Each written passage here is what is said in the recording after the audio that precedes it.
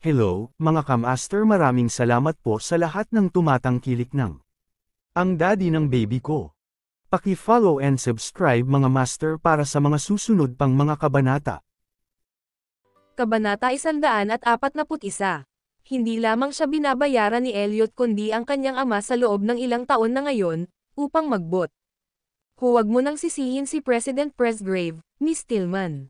Wala siyang ginawang mali, siya ang nag-aalaga sa iyong ama nitong mga taon. Dahil si Ray ang nakasaksi sa lahat nitong mga taon, gusto lang niyang magsalita tungkol sa kanyang amo. Sa harap ng pagtatanong ni Anastasia. Sa sandaling ito, si Elliot ay tahimik na nakatitig habang ang kulay ay nawala sa mukha ni Anastasia. May gusto siyang sabihin pero hindi niya alam kung ano ang sasabihin. "It's what I should have done," he finally uttered bago umalis kasama si Ray. Habang nakatayo roon si Anastasia na blanko ang isip, tuwang-tuwa na lumabas si Francis kasama ang mga empleyadong dinala niya. "Anong ginagawa mo dito, Anastasia? Makakaalis na tayo. Sunduin natin si Jared at mag-celebrate dinner ngayong gabi." Naturally, hindi niya alam kung sino ang tumulong sa kanya na manalo sa bid. "Tatay, nakikita mo kung gaano kalakas ang kumpanya ko. Ang gawaing ito ay malulutas ang marami sa aking mga alalahanin. Hindi naging smooth sailing ang ating mga operasyon kamakailan at naghihintay lang ako na mailigtas ng proyektong ito." Nang marinig ang sinabi ng kanyang ama, nilunok niya ang lahat ng sasabihin niya sa kanya. Paano niya masasabi sa ama na si Elliot ang tumulong sa kanya nitong mga taon? Ito ay isang kabaitan na kinailangang isakripisyo ng kanyang ina ang kanyang buhay. Kahit na gustong magdiwang ni Francis, ginamit ni Anastasia na kunin ang kanyang anak bilang dahilan para hindi sumama dahil hindi niya kayang harapin ang pagpapahalaga ng kanyang ama.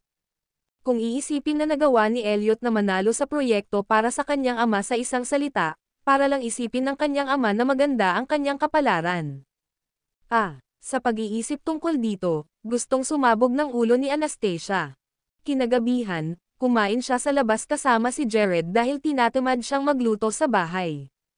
Habang kumakain ang maliit na bata, bigla siyang nagtanong, "Kailan mo iimbitahan si Mr. Presgrave na kumain sa amin, Mommy? Miss ko na siya." Huminto ang puso ni Anastasia at nagmadali siyang magpaliwanag, busy siya. Sobrang abala. Hindi mo siya makikita sa lalong madaling panahon. Nagpout si Jared. Habang patuloy siya sa pagkain, naisip niya si Elliot. Bagamat hindi niya alam kung saan nanggagaling ang pananabik na ito, talagang namiss niya si Elliot, marahil ay dahil marami sa kanyang mga kaibigan ang sinundo ng kanilang mga ama ngayon. Sa pag-uwi pagkatapos ng hapunan, nabalisa si Anastasia sa kanyang natutunan. Hindi siya makapagpasya kung sasabihin sa kanyang ama ang tungkol sa pagtulong sa kanya ni Elliot o patuloy na hahayaan siyang maging clueless. Hindi nagtagal pagkarating niya sa bahay, nakatanggap siya ng tawag mula kay Francis at nakipag-ugnayan para sagutin. "Hi, tatay. Nagdiriwang pa ba kayong lahat?" Naiinis ako, Anastasia. Sinabi lang sa akin ni Naomi na kinuha niya ang mahigit 2 milyon sa bahay para gamitin ni Erica bilang paunang bayad. Iyon lang ang pera namin sa bahay. Napakadalang niyang isiwalat ang kanyang mga alalahanin sa kanya, ngunit wala siyang ibang mapupuntahan sa sandaling iyon. Agad na nakaramdam ng kirot sa puso si Anastasia. Ang kanyang ama ay gumastos lamang ng 8 milyon sa isang apartment para sa kanya at narito si Naomi, gumastos ng 2 milyon sa kanyang sariling anak na babae. Kaya lang, mas bamigat ang pasanin sa balikat ng kanyang ama. "Mabuti na lang at nanalo ako sa bid ngayon, o hindi ko alam kung ano pa ang gagawin. Kailangan kong bumalik sa trabaho ngayon, Anastasia. Ingatan mong mabuti si Jared, okay? Pupunta ako at bibisitahin kayong dalawa kapag libre ko." "Oo naman. Huwag masyadong magtrabaho, tatay. Tandaan na magpahinga ka." Matapos marinig ang pagbaba ng telepono ng kanyang ama, biglang naisip ni Anastasia kung gaano siya kawalang silbi. Kung nagsumikap lang sana siya, hindi na niya kakailanganin ang kanyang ama na bumili ng tirahan para sa kanya. Tillman Residence. Tuwang-tuwa si Erica. Ngayon, mayroon na rin siyang sariling tirahan, isang deluxe apartment na nagkakahalaga ng 8 milyon. Gaya ng sinabi ng kanyang ina, kailangan niyang magkaroon din ng anumang mayroon si Anastasia. Bagamat si Erica ay nagbabayad ng hulugan, Ang apartment ay nasa ilalim pa rin ng kanyang pangalan sa pagtatapos ng araw at ang kanyang ina ang magbabayad ng utang sa hinaharap gamit ang mga pondo mula sa bulsa ng kanyang ama. Si Erica mismo ay hindi kailangang magbayad ng anuman. Ang tanging dahilan kung bakit siya umiwas sa paraan ni Anastasia sa panahong ito ay dahil sila ng kanyang ina ay naghahanap ng mga apartment. Samantala, si Anastasia ay naghagis at lumiko sa buong gabi. Nang siya ay natutulog, napanaginipan niya ang kanyang ina, na seryosong nagbabala sa kanya na huwag tumanggap ng anumang pagbabayad mula sa Presgraves. Kabanata 142. Sa kanyang mga panaginip, sinabi ni Anastasia sa kanyang ina ang kanyang salita. Nang muli niyang imulat ang kanyang mga mata, madaling araw na. Habang papunta siya sa harap ng salamin, nakita niya na ang bahagyang namamaga niyang mga mata ay naging mas haggard.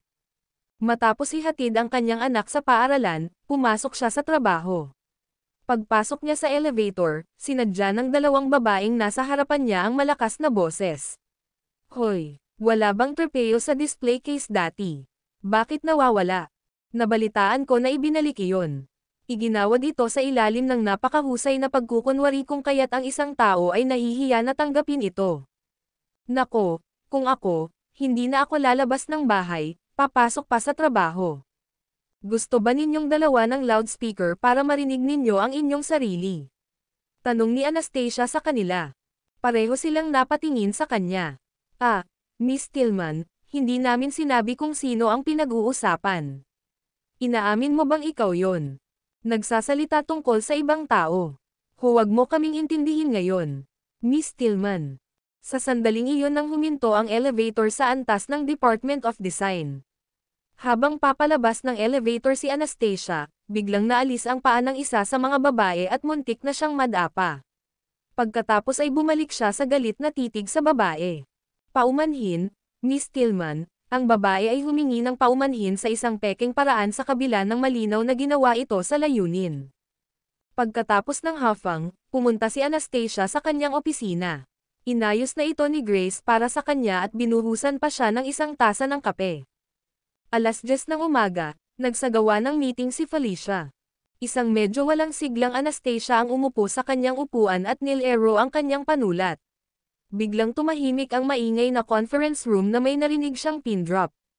Nang iangat niya ang kanyang ulo, nakita niya ang matangkad at gwapong figure ni Elliot na papasok sa pinto ng conference room. Ilang araw na siyang hindi nakapunta sa mga pulong at wala siyang ideya kung bakit siya naririto ngayon. Gayunpaman, ibinaba niya muli ang kanyang ulo sa pag-aatubili na bigyan siya ng anumang pansin. Nang humila siya ng upuan at umupo sa tabi ni Anastasia, magalang na binati ni Felicia, "Magandang umaga, Pangulong Presgrave." "Let's begin," sabi ni Elliot sa mahinang boses habang nakatingin sa babaeng katabi niya. Si Anastasia ay mukhang marami siyang iniisip. Tapos, biglang tinawag ni Felicia ang pangalan niya. Anastasia. Nabaon ng malalim sa sarili niyang pag-iisip, hindi nakasagot si Anastasia at lahat ay nakatingin sa kanya ng may pagtataka. Napakalakas ng loob niyang mag-space out ng lubusan kahit na nakaupo sa tabi niya si Elliot. "Anastasia, naririnig mo ba ako?" Nagtaas ng boses si Felicia. Biglang bumalik sa katinoan si Anastasia at napagtantong siya pala ang tinatawag. Mabilis siyang tumango. "Oh, mangyaring magpatuloy, Director Evans. Kakatanggap lang namin ng private custom order. Ang kliyente ay hayagang humiling sa iyo na magdisenyo sa kanya ng isang hanay ng mga alahas. Dapat okay ka niyan, hindi ba?" Dahil kulang sa pera si Anastasia sa ngayon, hindi siya nagdalawang isip na tumango. Oo naman. Samantala, nakaupo sa tapat ni Anastasia si Alice, na patuloy na binababa ang kwelyo ng kanyang blouse sa paraang nagiging out of shape ang kanyang blouse. Sa layunin, itinuro niya ang kanyang cleavage kay Elliot. Natural na makita ang ginagawa ng babae, itinaas ni Anastasia ang kanyang baba gamit ang isang kamay at nginisyan si Alice. "Itigil mo na ang paghatak o mapunit ang blouse mo." Isang galit na namumula na si Alice ay sumulyap kay Elliot bago tumitig kay Anastasia. Maging si Felicia ay naubo ng mahina sa kahihiyan. "Mag-ayos kayo." Dahil ang ginawa ni Alice ay para lamang sa mga mata ni Elliot, hindi niya inaasahan na ilalantad siya ni Anastasia ng direkta. "Petrebne, may gusto ka bang idagdag?" Napatingin ngayon si Felicia kay Elliot. Anastasia Tillman, manatili ka sa likod. Lahat ng iba, umalis na kayo, utos ni Elliot. Muli, si Anastasia ay nakatanggap ng isang alon ng naiinggit, mapang-akit na mga tingin, ngunit wala siyang pagpipilian kundi manatili sa kanyang upuan habang pinaalis ni Felicia ang lahat at isinara ang pinto pagkatapos nila. Pakiusap, ihinto ang pakikialam sa negosyo ng aking ama sa hinaharap. Sabi nga, natutuwa ako sa tulong na inaalok mo sa kanya noong nakaraan. Seryoso siyang tumingin kay Elliot. Ano man ang mangyari, kailangan niyang magpasalamat sa kanya. Ginagawa ko lang ang dapat kong gawin, Anastasia. Hindi mo kailangang makonsensya. Tinitigan siya nito ng matalim. Hindi, may utang sa iyo ang aking ama, at babayaran kita sa ngalan niya mula ngayon. Dahil ayaw pa rin niyang malaman ng kanyang ama ang tungkol dito, kailangan niyang bayaran si Elliot sa ngalan nito. Kabanata 143. Pinaikit ang kanyang mga mata, nagtanong si Elliot sa malinaw at kakaibang boses, paano mo balak bayaran ako? Sa mahinang boses, nagpatuloy siya ng may pag-asa, papayag ka bang pakasalan ako upang ang pagtulong ko sa iyong ama ay walang iba kundi ang pagtulong sa aking magiging biyenan? Sapat na iyon para makasipsip si Anastasia ng hangin. Isang katawa-tawang ideya. Hindi kita kayang pakasalan. Mangyaring bigyan ako ng isa pang kahilingan. Tinalikuran niya ang kanyang upuan at nagsimulang magdod sa kanyang notebook. Bumaba ang ekspresyon niya doon. Nakita ba niya siya na hindi kaibig-ibig? Bigyan mo ako ng isang bagay na maaari kong tuparin, paalala niya sa kanya dahil wala siyang paraan upang may pangako sa kanya ang isang bagay na hindi niya matutupad. Habang nakatitig si Elliot sa kanyang maselang side profile, bigla siyang na-relax. Minsan, ang proseso ay mas kasiya siya kaysa sa resulta. Sige, kung ganoon, simula ngayon, kakain na ako sa lugar mo. Ito ay isang bagay na pinaniniwalaan niyang magagawa niya. Nagsalubong ang mga kilay ni Anastasia. Bagamat hindi lampas sa linya ang kahilingang ito, nagpahirap pa rin ito para sa kanya. Dinner sa pwesto niya. Inaakala niya na ito ay isang mahusay na paraan ng pagbabayad dahil wala siyang pera upang bayaran siya at hindi rin siya nangangailangan ng pera. Kung ayaw mo, okay lang dahil tinutulungan ko ang iyong ama bilang kabayaran sa iyong ina, gayon paman. Nang makitang wala siyang sinasabi, tumayo si Elliot at umalis. Agad na inikat ni Anastasia ang kanyang ulo upang sumang-ayon. Sige, maaari kang kumain sa aking lugar, ngunit dapat mong ipangako na ikaw ay mag-aasal at hindi gagawa ng anumang galaw sa akin. Wala akong interes sa mga babae, pagsisinungaling niya ng may tuwid na mukha. Napatulala sa kanyang katapangan, nakanganga siya sa kanya. Walang interes sa mga babae. Nakalimutan na ba niya ang panahong pinilit niya itong halikan? Gayunpaman, kung masusuklian niya ito para sa tulong na ibinigay nito sa kanyang ama sa pamamagitan ng paggawa nito, magiging mabuti ang kanyang pakiramdam. Fine, consider it a measure of trust, sa wakas ay sinabi niya bago tumayo at itinulak ang pinto ng conference room para umalis. Mula ngayong gabi, mahinang wika nito sa likuran niya. Hindi lumingon, sumagot siya, okay. Pagkatapos bumalik sa kanyang opisina, ipinatong ni Anastasia ang kanyang ulo sa kanyang mga kamay.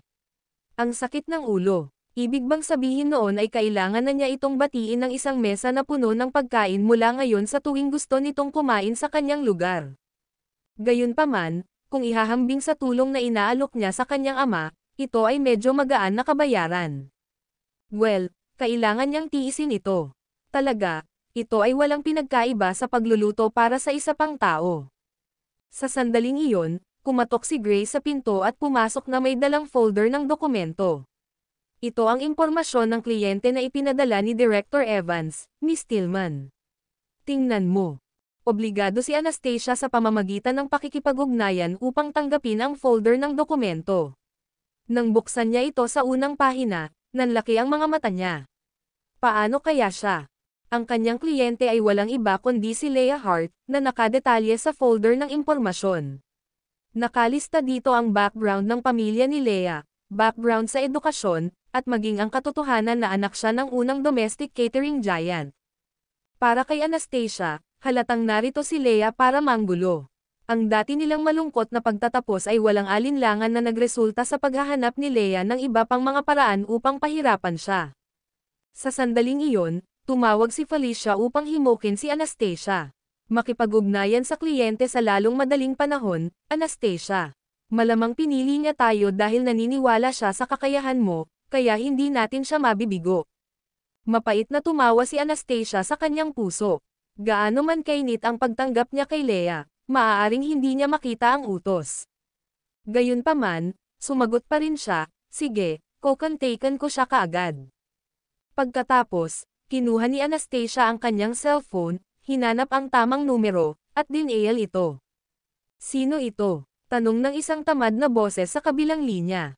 Magandang umaga po. Ako si Anastasia Tillman, isang designer mula sa Bergua Jewelry Atelier. Gusto kong itanong kung kailan mo gustong magkita para pag-usapan ang direksyon ng disenyo ng iyong alahas, Miss Hart. Oh, paano na bukas ng umaga? Dapat humanda ka sa lahat ng kailangan mo at huwag mo akong pabayaan. Ang pangwakas na pangungusap ni Leia ay may kahanga-hangang tono. Oo naman. Pipiliin ko ba ang tagpuan? Hindi. Kukontaken kita. Makakapunta kapag dating ng panahon. With that, binaba na ni Leia ang tawag. At ganoon din, walang pagpipilian si Anastasia kundi sundin ang protocol. Bukas, makikilala niya si Leia at makikita kung ano ang pinagkakaabalahan ng ibang babae. Kabanata 144. Nang malapit na ang katapusan ng araw ng trabaho, tumunog ang telepono ng opisina ni Anastasia at inabot niya ang tawag para sagutin ang tawag. Magandang gabi. Meet me at the parking lot in 10 minutes, maigsi na bili ni Elliot sa kanya bago ibinaba ang tawag. Tinitigan niya ang telepono nang walang imak. Hindi niya akalain na uuwi siya sa kotse niya. Gayunpaman, dahil ang tanging pagpipilian niya ay sumakay ng taxi, maaari pa rin niyang isave ang kanyang pera sa pamamagitan ng pag-carpool sa kanya. At kaya, makalipas ang 10 minuto, kinuha ni Anastasia ang kanyang pitaka at tumakbo papunta sa paradahan ng kotse kung saan naghihintay na sa kanya ang itim na sedan. Matapos buksan ni Anastasia ang pinto sa gilid ng pasahero at umakyat, nag-zoom off si Elliot patungo sa exit ng garahe. Sasanduan muna namin si Jared at titigil sa grocery store para kumuha ng mga sangkap bago umuwi, bilin niya. Okay, sagot niya. It wasn't like she had the confidence to say otherwise. Anyway, kung si Elliot lang ang dahilan kung bakit nagtagumpay ang kanyang ama, anong lugar ang naroon para sa kanyang opinyon? Ang tanging bagay na maaari niyang gawin ay subukan ang kanyang makakaya upang bayaran si Elliot. May mga malalaking isyo sa mga pondo ng kumpanya ng iyong ama kamakailan, sabi niya sa kanya habang matikas niyang pinaihit ang manibela habang nakatutok sa kalsada. Kung wala siyang proyektong ito para iligtas siya, kailangan niyang humingi ng tulong sa maraming tao. Dahil doon, kumirat ang puso ni Anastasia. Siyempre alam na niya na ang kanyang ama ay nagsasagawa ng kumpanyang ito ay nangangahulugan na kailangan niyang gumawa ng mga kahilingan mula sa maraming tao. Gayunpaman, isang salita mula kay Elliot ang nagligtas sa kanyang ama mula sa gayong kakilakilabot na mga paghihirap at pinigilan ang kanyang ama na kailangang magpakumbaba sa harap ng iba. Salamat, sabi niya mula sa kaibuturan ng kanyang puso habang same time na nakatingin kay Elliot. Halos kailangan kong itaas ang isang daliri. Bahagyang tumaas ang kilay ni Elliot. Ganyan ang kagandahan ng kapangyarihan. Kung saan kailangang magmakaawa ang iba, isang pangungusap lang ang kailangan niyang sabihin. Sa anumang kaso, lubos akong nagpapasalamat na tinulungan mo ang aking ama. Ang mas malaking Tillman Constructions ay lumalaki, mas maraming mga proyekto ang kakailanganin niya upang mapanatili itong buhay. Don't worry, hindi ko hahayaang may mangyari dito. Ang boses ni Elliot ay mababa, malakas, at nakakabighani sa kotse. Tumigil sa paghinga si Anastasia. Nangangahulugan ba iyon na patuloy niyang tutulungan ang kanyang ama? At na si Francis ay palaging nangangailangan ng kanyang tulong. Hindi ang utang ng pasasalamat na inutang niya sa kanya ay magiging snowball lamang noon. Paano niya ito gagantihan sa hinaharap?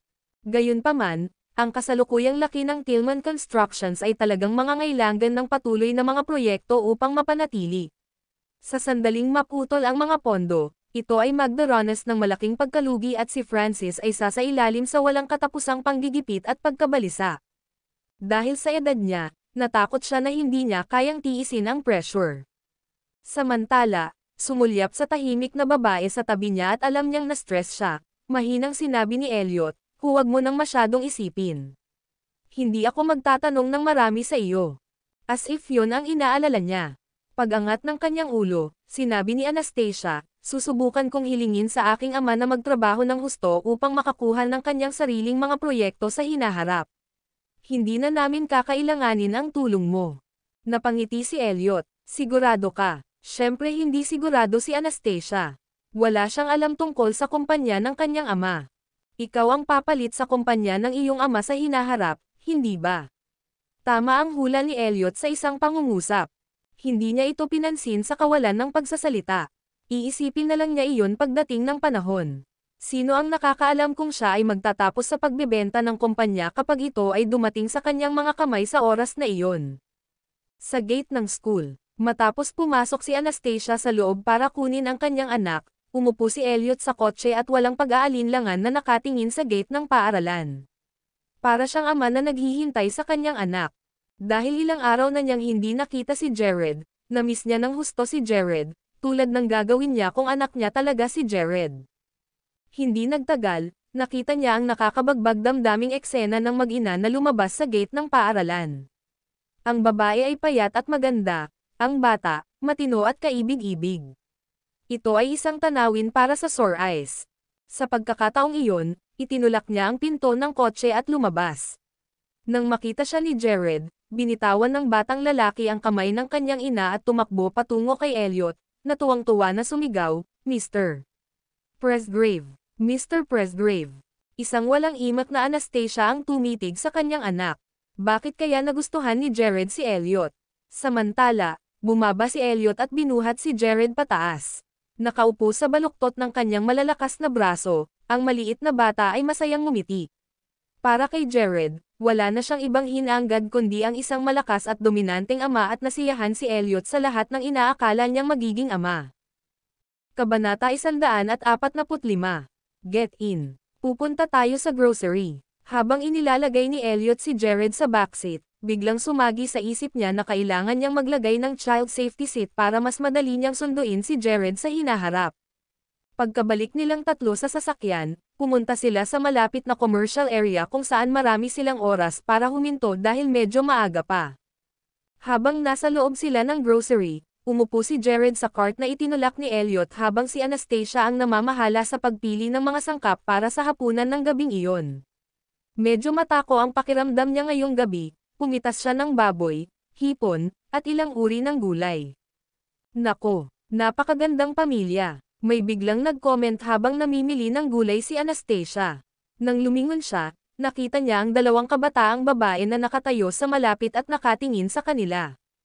Sa sandaling lumingon si Anastasia sa kanila, sila ay tumilapon sa kahihiyan dahil sila ay nahuli sa akto. Nang lingunin ni Anastasia si Elliot at ang kanyang anak, naunawaan niya kung bakit nagkamali ang dalawang babaeng iyon. Mukha silang pamilya ng tatlo sa shopping trip talaga. Mabilis niyang natapos ang pagkuha ng mga gulay at sinabi sa lalaking nagtutulak ng kariton sa likod niya, "Let's go." Tapos na ako. Siyempre nahuli na rin ng mga mata ni Elliot ang lahat at napaangat ang sulok ng kanyang bibig. Para sa kanya, ito ay isang masayang pakiramdam. Pagkatapos nilang mamili, nagmaneho siya hanggang sa pasukan ng kanyang kapitbahayan at nagpark. Sa sandaling makuha niya ang mga bag ng mga sangkap na binili niya, kinuha niya ang mga ito mula sa kanya habang sinasabing, kaya ko itong dalhin. Hindi sila mabigat, ayos lang. Ayaw ni Anastasia na magbigay siya ng kamay. Gayunpaman, matigas niyang inagaw ang mga ito mula sa kanya, ang pagkilos nito ang nagtulak sa kanya upang sumulyap ng walang imak sa anak, na tuwang-tuwa rin ng hawakan ni Elliot ang kamay nito. Ngayong medyo nahihiya na siya, mabilis siyang lumayo upang mapanatili ang kanyang distansya mula sa kanila upang hindi isipin ng mga kapitbahay na sila ay isang pamilya. "Mommy, hintayin mo kami." Sigaw ni Jared sa likod niya. Si Anastasia ay maaari lamang maghintay para sa kanila sa isang nalilito na paraan. Nang sa wakas ay nakarating na sila sa bahay, nakahinga siya ng maluwag at kinuha ang mga bag kay Elliot bago tumungo sa kusina. Ang ilang mga pagkain, tulad ng baboy, ay nangangailangan ng kaunting oras upang magluto at kailangan niyang ihanda ito ng maaga. "I entertain mo ang bisita namin, Jared," bilin niya sa anak habang papalabas siya ng kusina para kumuha ng kung ano. Tumanggaw si Jared na medyo nalilito at tumangala kay Elliot. Para sa kanya, si Elliot ay hindi isang bisita kundi isang miyembro ng pamilya. Hinaplos ni Elliot ang buhok ni Jared nang nakangiti. Kaya kong libangin ang sarili ko. Samantala, nagsimulang maging abala si Anastasia sa kusina. Dahil siya ay gumugol ng maraming taon sa pagluluto para sa kanyang anak, siya ay ganap na nakabisado ang kanyang paraan sa paligid ng kusina. Bukod dito, upang matugunan ang panlasa ng kanyang anak, gumugol pa siya ng maraming taon sa paghahanap ng mga recipe at pag-aaral ng konsepto ng pamamahagi ng init. Ibig sabihin, sanay siya sa pagluluto sa bahay. Dahil ang baboy ay para sa kanyang sarili, nagdagdag siya ng mas maraming pampalasa at pampalasa. Para sa kanyang anak, gumawa siya ng ilang gulay sa ibabaw ng steamed egg custard na may hipon. Sapat na sa kanya ang dalawang ulam. Sa pagpasok at paglabas niya sa kusina paminsan-minsan, makikita niya si Elliot na nanunood ng telebisyon kasama ang kanyang anak sa isang pagkakataon at nakikipaglaro kay Jared sa kanyang silid sa isa pa. Ito ay lumalabas na hindi isang ganap na masamang bagay na kasama si Elliot sa kanyang tahanan. At least, makakasama niya ang anak niya. Kung minsan, ang pinakakinatatakutan ni Anastasia ay na siya at ang kanyang anak ay kulang sa impluwensya ng isang lalaki sa kanilang buhay. Ngayong nandoon na si Elliot para samahan si Jared, nalaman niyang ito ay isang magandang bagay. Sa wakas ay nakahain na ang hapunan at kumatok siya sa pintuan ng kanyang anak pagkatapos na tanggalin ang kanyang apron. Oras na para sa hapunan. Hindi nagtagal ay lumabas si Jared at sumigaw nang makita ang pagkain sa mesa, lahat ito ng mga paborito kong pagkain. Sa puntong ito, umupo na rin si Elliot. Gustong-gusto ni Jared ang egg custard kung kaya't siya ay naghuhukay dito ng may labis na sarap, na naging dahilan upang hindi mapaglabanan ni Elliot ang kaibig-ibig na tanawin ng maliit na batang lalaki na kumakain ng tame time. Ngayon, natuklasan din niya na si Anastasia ay mahusay sa pagluluto. Ang karne ng baboy na inihanda niya ay sapat na malambot, ito ay mataba ngunit hindi mamantika at bagaman ito ay medyo masyadong maanghang para sa kanya, ito ay hindi bilang kung hindi siya maaaring kumuha ng sunod-sunod na kagat. Ito ay hindi kapani-pani walang ketekam-takam. Bagamat naghanda si Anastasia ng kanin para sa baboy, hindi siya kumain ng marami dahil natatakot siyang tumaba. Sa halip, dahan-dahan at matiag ang ngumunguya bago nilunok ang kanyang bahagi. Sa kabilang banda, bagamat pare-parehong matikas si Elliot, dumiretso siya sa kusina para kumuha ng mas maraming servings ng kanin. Kabanata 146. Habang pinapanood ni Anastasia ang marami pang baboy na nawawala, hindi niya maiwasang makaramdam ng tagumpay. Mr. Presgrave, masarap ba ang pagkain na inihanda ng mommy ko? Matanong na tanong ni Jared. Ito ay, it's exceptional. Hindi napigilan ni Elliot na purihin at sinulyapan pa si Anastasia. Sa mahinang pagubo, pinayuhan niya, dapat kang magkaroon ng higit pa kung gusto mo ito. Wala ka ng kanin, reklamo niya. Isang walang imak na Anastasia ang tumitig sa kanya. Ilang servings na lang ng kanin ang nakin mo. Gagawa ako ng mas maraming bigas sa hinaharap. Nag-miscalculate ako ngayon, she answered awkwardly. Sa pagkakataong ito, inilapag niya ang kanyang mga kubyertos at dumighay, na muntik nang humagalpak ng tawa. Paano niya masasabing hindi siya sapat kung busog na siya ay dumidighay? Napatikip pa siya ng bibig bago naglakad papunta sa isang baso na tinitigan niya sa katabi nitong stand bago agad ininom ang tubig sa loob. Akin na yan. Agad na bulalas ni Anastasia. Wala akong problema dyan. Isang nakakalokong ngiti ang ibinigay ni Elliot habang umiinom. Ngunit ginagawa ko. Inis na bulalas niya. Lalong naging roguish ang ngisi niya. Well, mas gusto kong uminom mula dito. Muling natahimik si Anastasia. Sa kanyang puso, napagpasyahan niyang kunin siya ng ilang pang-araw-araw na pangangailangan, tulad ng baso, kung kakain din siya sa kanyang lugar sa susunod na taon. Pagkatapos noon, tumayo si Anastasia para ayusin ang mesa. Habang naghuhugas siya ng pinggan, sumigaw si Jared mula sa pintuan, "Mamamasyal ako kasama si Mr. Presgrave, Mommy. Bababa ka ba mamaya?" Paglingon niya, sumigaw siya bilang tugon, "Oo naman. Mauna na kayo." Masayang bumaba si Jared para mamasyal habang hawak ang kamay ni Elliot. Ito ang unang pagkakataon kung saan naramdaman ni Anastasia na ligtas siya sa pagbigay ng kanyang anak sa isang lalaki na hindi si Francis o si Nigel. Sa totoo lang, medyo nagulat siya sa sarili niya. Kailan niya na-assimilate ang lalaking ito sa buhay niya nang walang putol?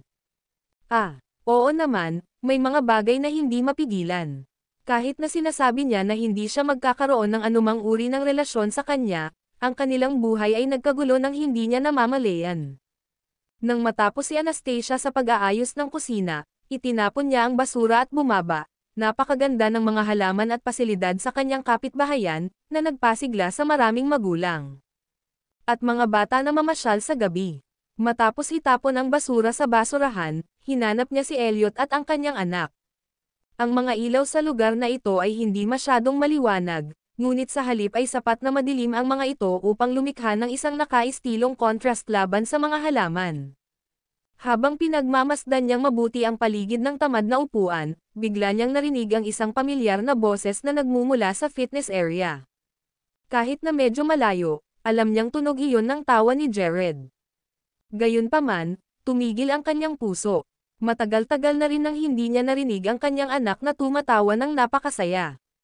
Agad siyang lumingon upang makita sa ilalim ng ilaw ng lampara na kasama ni Elliot ang kanyang anak sa mga monkey bar.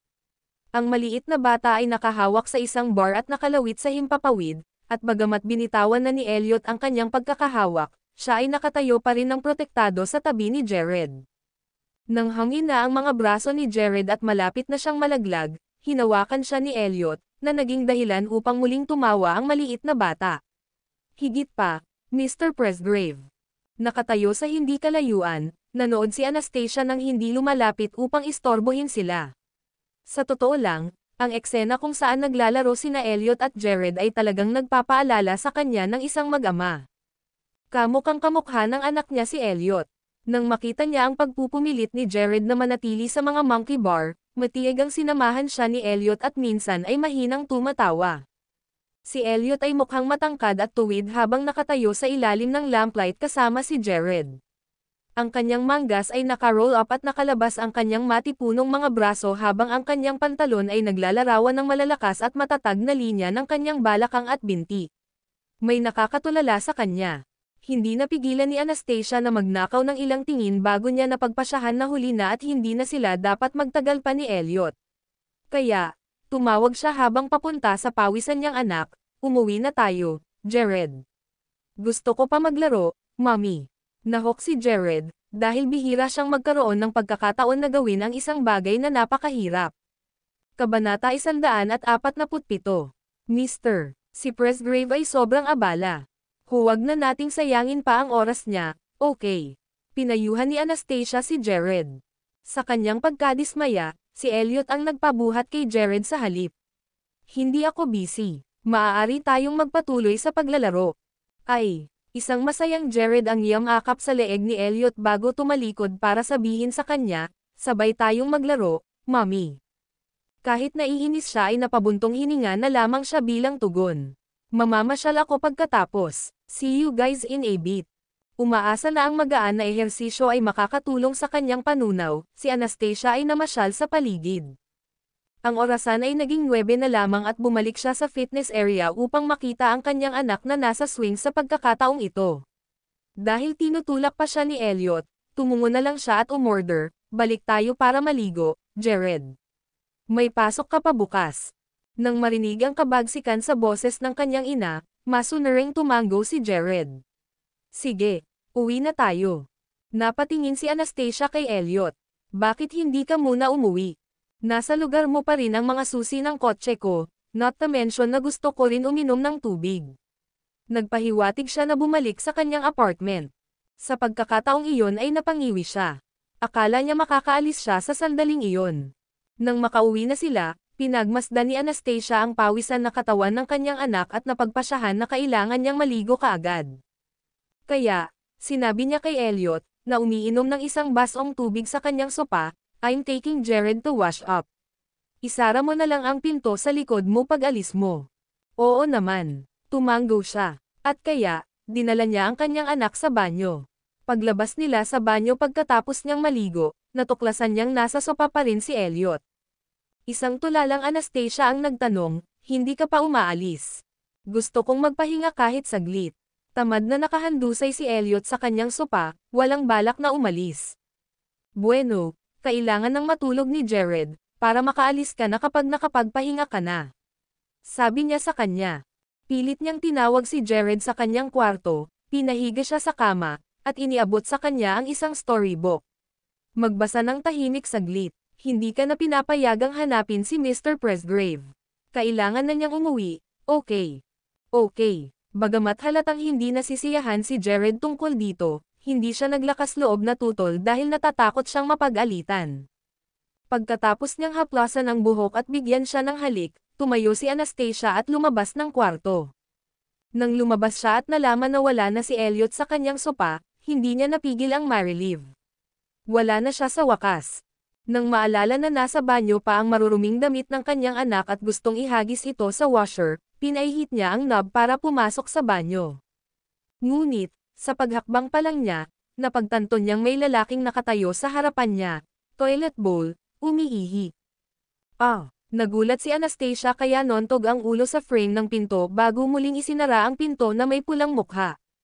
Diyos, hindi lang siya umalis, pero nakasagasa pa siya sa paggawa ng isang bagay na nakakahiya. Kahit nakatalikod ito sa kanya, hindi niya maiwasang mamula ng mablangko ang isip niya. Sa sandaling ito, lumabas siya ng banyo at tumingin sa kanya, umupo sa sopa at hinawakan ang kanyang ulo.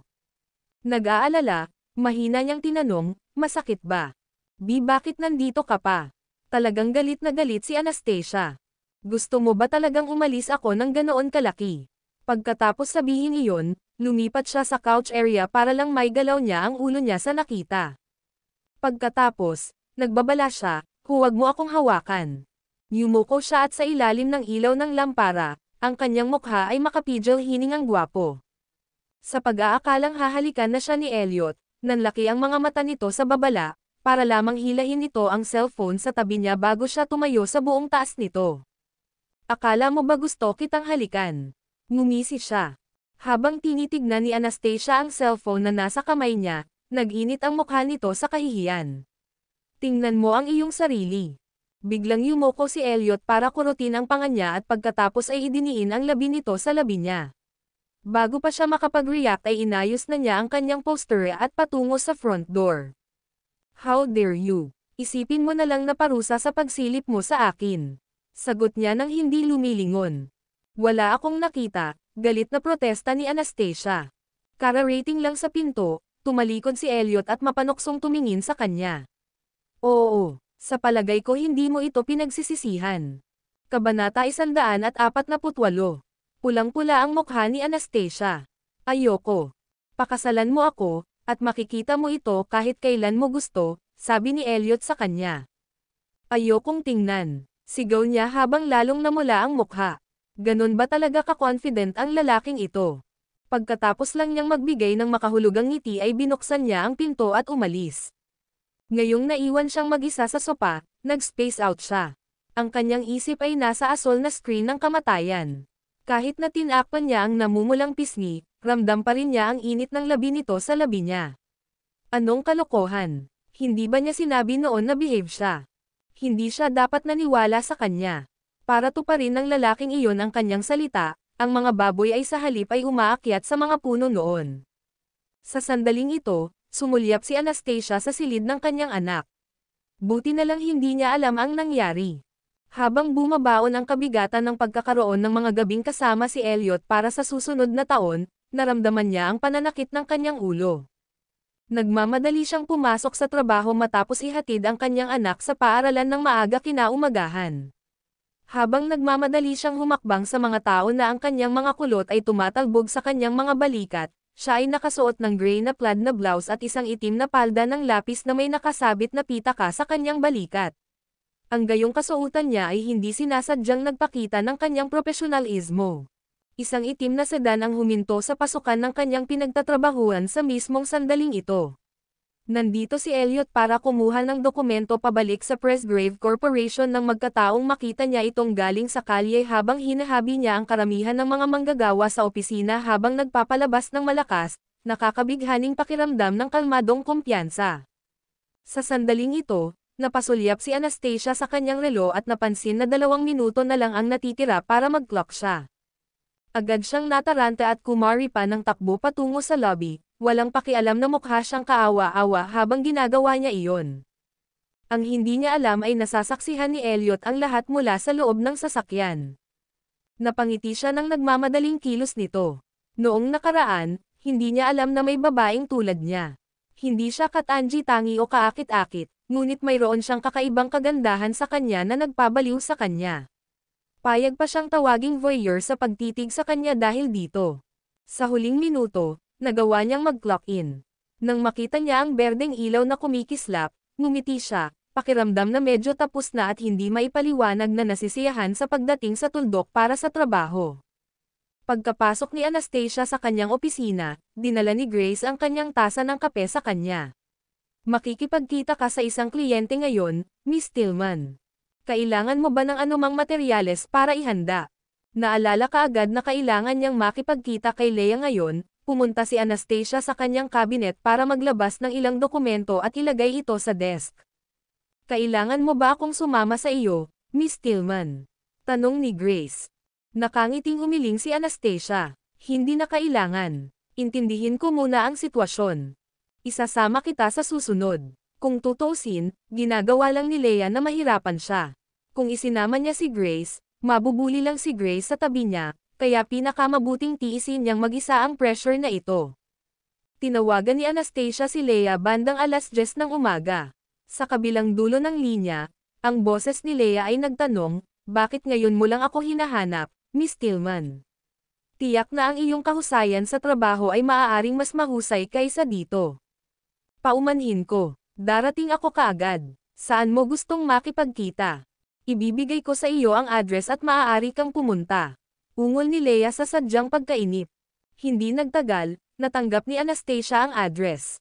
Pagkatapos ipasok ang lokasyon sa kanyang device, bumaba siya para pumara ng taxi at tumungo sa destinasyon. Habang papunta doon, hindi niya maiwasang mag-spacing out sandali at iniisip si Elliot. Lutang sa kanyang isipan ang mga larawang kasama niya ang kanyang anak. Nang pinapasok niya si Jared sa paaralan noong umagang iyon, nagtanong pa ito sa kanya, pupunta ba si Mr. Presgrave sa aming lugar para sa hapunan ngayong gabi, Mommy? Para pakalmayan ang kanyang anak, sumagot lang si Anastasia ng, oo. Nang makita ang kanyang anak na masayang lumalaktaw sa kanyang sagot, natagpuan niya ang kanyang sarili na umaasa na si Elliot ay malayang makapunta sa gabing iyon. Napabuntong hininga si Anastasia. Ano bang nangyayari sa akin lately? Bakit puro lalaki ang laman ng isip ko? Sa sandaling ito, sinabi sa kanya ng driver ng taxi, nandito na tayo, miss. Nang iangat niya ang kanyang ulo upang sumilip sa bintana, nakita ni Anastasia ang signboard ng isang atmospheric cafe, pagkatapos ay binayaran niya ang driver at bumaba ng taxi. Hanggang sa pumasok siya sa lobby ay napagtanto niyang nasa itaas na palapag ang cafe. Walang magawa siyang pumasok sa elevator at sumakay hanggang sa pinakamataas na palapag. Ang cafe na pinag-uusapan ay ang uri ng coffee house na tanging mayayaman lamang ang kayang bilhin. Para sa isang tulad niya, ang makainom ng Starbucks sa isang normal na araw ay itinuturing na isang luho. Kabanata 149. Isang attendant ang nagtungo upang ipaalam kay Anastasia sa sandaling ito. Miss Tillman, hinihintay ka ni Miss Hart. Ako iyon, nakangiting pag-amin ni Anastasia at tangon ng kanyang ulo. Sumunod ka sa akin. Sumenyas ang attendant bilang imbitasyon. Pagkapasok sa cafe, nakita ni Anastasia si Leia at ang isa pang babae na nakaupo sa isang mesa sa tabi ng bintana at nag-uusap sa sandaling ito. Sa isang sulyap, kitang-kita ni Anastasia na ang ibang babae ay kasing yaman ni Leia at nakadamit para ipahiwatig ang pantay na katayuan. Andito na ang designer. Mangyaring umupo, dalhin mo ang kape, utos ni Leia sa attendant. Agad namang tumango ang attendant. Napaupo pa lang si Anastasia nang may inilapag na tasa ng kape sa kanyang harapan. Tumingin siya kay Leia, sumagot siya, salamat sa kape, Miss Hart. Bahala ka, pag-usapan natin ang tungkol sa disenyo, kung gayon. Nais kong magkomisyon ng isang alahas sa pakikipag-ugnayan para sa aking sarili, isang bagay na nababagay sa aking katayuan. Sana hindi mo ako binaygo. Pakibahagi sa akin ang iyong mga opinyon. Mayroon akong ilang mga estilo na mapagpipilian mo. Naabot ni Anastasia para kunin ang kanyang mga dokumento. Ako ang kliyente dito. Ang gusto ko ay iyong disenyo. Ano ang silbi ng pagpili sa akin? Kailangan ko pa ring malaman kung ano ang gusto mo para magkaroon ako ng direksyon para sa disenyo. Ang gusto ko ay kakaiba, maganda, at bagay sa aking ugali. Ang natitira ay nasa iyo. At saka, hindi ka ba marunong mag-research ng gusto ko? Pwede mo akong hanapin. Tamad na napasandal si Leia sa kanyang upuan na bakas sa mukha ang mayabang. Ilang saglit, isang dumbstruck na si Anastasia ang tumitig kay Leia. Ngayon, sa wakas ay naunawaan na niya iyon. Si Leia ay walang nais na magbigay ng anumang direksyon o makipag-usap ng anumang ideya para sa disenyo. Ang gusto ni Leia ay makabuo siya ng isang disenyo mula sa manipis na hangin na kasiya siya kay Leia. Paumanhin, Miss Hart. Natatakot ako na hindi ko makuha ang iyong komisyon. Humanap ka ng ibang designer. Wala nang gustong manatili pa si Anastasia. Kung tutusin, walang kikitain si Leia kahit gaano pa kalaki ang pagod na nasayang niya. Saktong kinuha ni Anastasia ang kanyang pitaka at tatayo na sana, ngumisi ang babaeng katabi ni Leia. Anong klaseng ugali ito? Lahat ba ng mga designer mula sa Bergua ay ganito? Tiyak na may natutunan akong bago ngayon. Hindi mo ba alam na pumirma na ako ng kontrata sa kumpanya mo, Anastasia Tillman? Kung hindi ka magdisenyo para sa akin, maaari kong idmanda ang iyong kumpanya para sa paglabag sa kontrata. Balita ko medyo binabayaran nila iyon. 3 beses ang deposito. At nagbayad ako ng 1,000,000 bilang deposito. Nakangusong sabi ni Leia sa likod ni Anastasia. Sa sandaling iyon, tumigil si Anastasia sa kanyang mga landas. Siyempre hindi gagawin ni Leia ang mga bagay na napakasimple. Nang tumalikod siya, iminungkahi niya, kung handa kang makipag-usap sa akin, Miss Hart, maaari tayong magpatuloy sa pagtatrabaho ng magkasama. May usapan tayo. Ang ibig kong sabihin ay isang maalab at taos-puso, malamig na sagot niya. Ako ang kliyente mo, Anastasia. Paano mo ako kakausapin sa ganyang tono? Hindi ka ba natatakot na magsampa ako ng reklamo tungkol sa iyo? Medyo galit na tanong ni Leia. Sa muling pagupo, tinitigan ni Anastasia ang mapagmataas na mga mata ni Leia. Siyempre may karapatan kang magsampa ng reklamo tungkol sa akin. Kung may kung saan ako nagkulang, maaari kang maghain ayon sa gusto mo. Kung gusto mo lang akong pahirapan, huwag na nating sayangin ang oras ng isa't isa. Malamig na ngumiti si Leia. Hayaan mo akong maging malinaw, kung gayon. Iwanan si Nigel o Bergua. Pumili ng isa. Sa pagkakataong iyon, hindi mapigilan ni Anastasia na matuwa. Natatakot ako na hindi ikaw ang may kakayahang paalisan ako sa Bergua. Ang boss ko ang isa. Kung gayon, gagawin kong imposible para sa iyo na manatili sa mundo ng disenyo. Ngumisi si Leia. Huwag mong maliitin ang kaya kong gawin. Anastasia Tillman, hindi ba? Mataray na tanong ng katabi niya.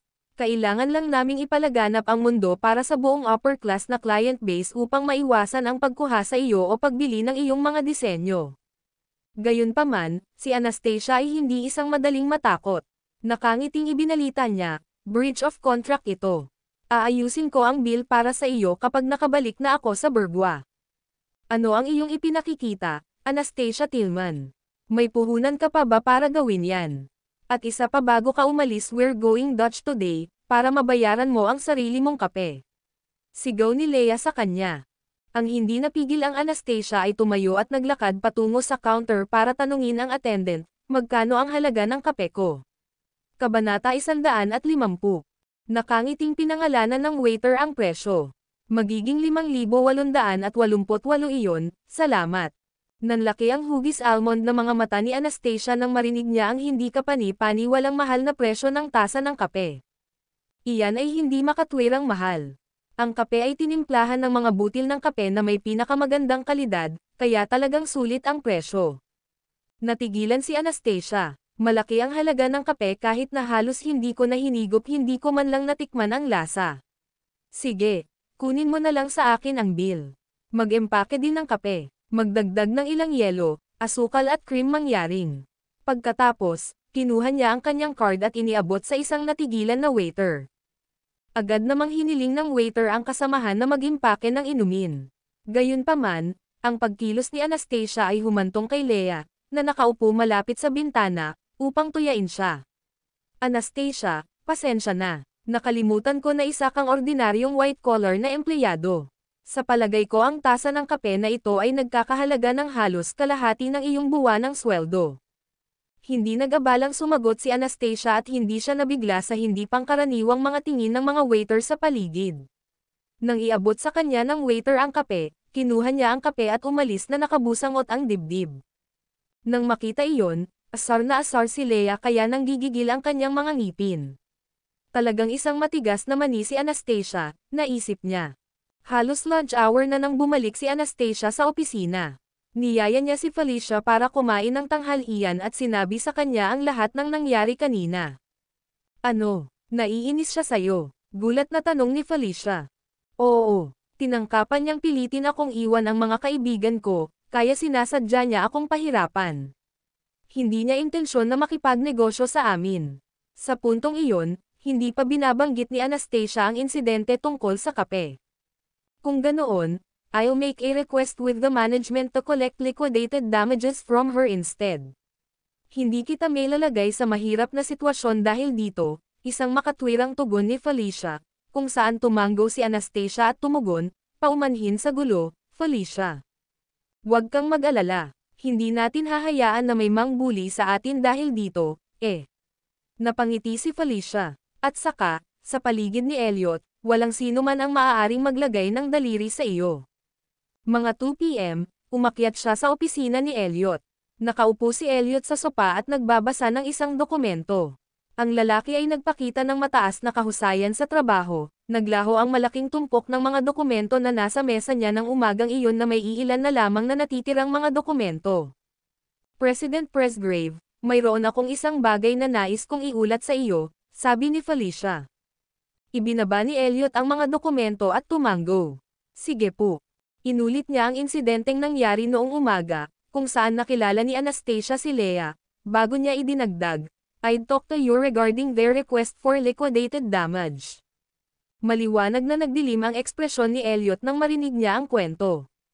How dare she request for liquidated damages from our company after she bullied my staff? Iniisip ba ni Miss Hart na ang ating legal department ay walang kabuluhan? Malamig niyang sagot, natigilan si Felicia sa kanyang tugon. Parang galit na galit si President Presgrave. Tatawagan ko si Miss Hart at makipag-usap sa kanya upang makita kung malulutas natin ito ng maayos. Imbitahan si Miss Hart sa hapon. I'd like to personally talk to her about the liquidated damages, walang tibo niyang sagot. Tila wala siyang planong hayaang madali itong dumausdes. Natuwa siya nang makita ang reaksyon nito. Hindi ako makapaghintay para sa kawili-wiling drama na mabuksan. Noted, President Presgrave. Pagkalabas ni Felicia sa kwarto, pinaikit ni Elliot ang kanyang mga mata at naisip, na beauty ang babaeng iyon. Sa kabilang banda, si Felicia ang unang tumawag kay Lea pagkabalik niya sa kanyang opisina. Inimbitahan niya si Lea upang pag-usapan ang tungkol sa mga naliquidate na pinsala nang hindi binabanggit na gusto siyang makita ni Elliot, ng personal. Nagkataon namang nasa malapit si Lea, kaya 20 minuto lang ay dadating na siya. Pagkatapos noon, pumunta si Felicia sa opisina ni Anastasia para ipaalam sa kanya na si Elliot ang bahala sa usapin ni Lea, na ikinagulat ni Anastasia. May oras pa ba siya para harapin ito? Anastasia, sa tingin mo ba ay matatanggap ni Lea ang mga liquidated damages? Swerte talaga siya kung makukuha niya talaga. Para bang ang kita ng 2 milyon ay parang paglalakad sa parke. Gagawin ko sana kung talagang napakagandang deal. Naningkit ang mga mata ni Anastasia sa pagtuklas ng bagong paraan para yumaman. Huwag kang tanga. Iyan ay isang krimen. Mas makatutuhanang pumasok sa trabaho. With that, nakangisi na umalis si Felicia sa eksena. Ipinatong ni Anastasia ang kanyang baba sa kanyang braso at ibinaba ang iniisip. Makalipas ang 20 minuto, dumating si Lea sa kanilang opisina kasama ang kanyang matalik na kaibigan. Pinapasok sila ni Felicia sa isang reception room at malugod silang binati.